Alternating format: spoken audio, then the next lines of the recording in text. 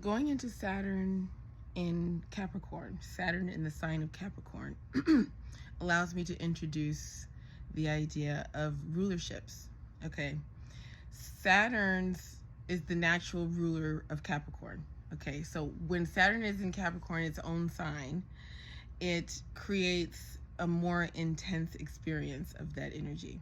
Okay. So Saturn being hard things, Saturn being, not metaphorically, I mean both literally and metaphorically. Okay, hard things. I started all of this by saying Saturn collapses this vibratory experience into mass for us to process.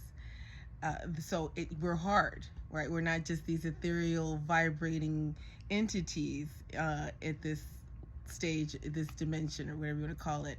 We have mass. That is Saturn. Saturn is hard, okay? And Capricorn, being, having Saturn as its ruler, can actually make things hard, but it also has rulership over things that are hard, like the bones and the teeth, okay? So if you have Saturn in Capricorn, one of the things that could happen, especially if you have squares, like a sun in Libra, for example, is going to have a square with Saturn in Capricorn, and the person could have back pain, back problems. If somebody is an Aries and they have Saturn in Capricorn, that's square. They could have Aries rules the head. That could be teeth problems. Actually, really, any harsh sun aspect with Saturn can give you problems with the teeth, because Saturn is hard, Saturn, and it makes things harder, So Saturn in Capricorn can make things harder for the person.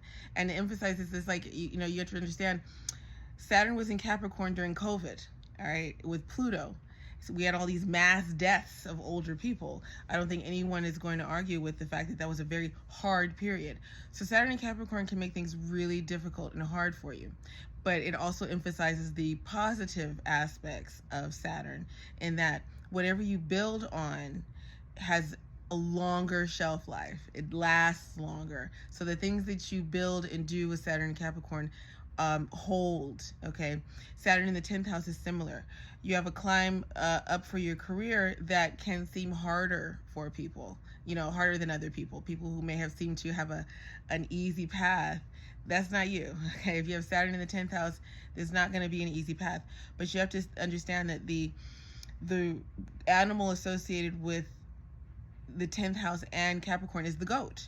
So greatest of all time, right? It's the goat climbing the mountain, all right? And the 10th house is very much the top of the mountain.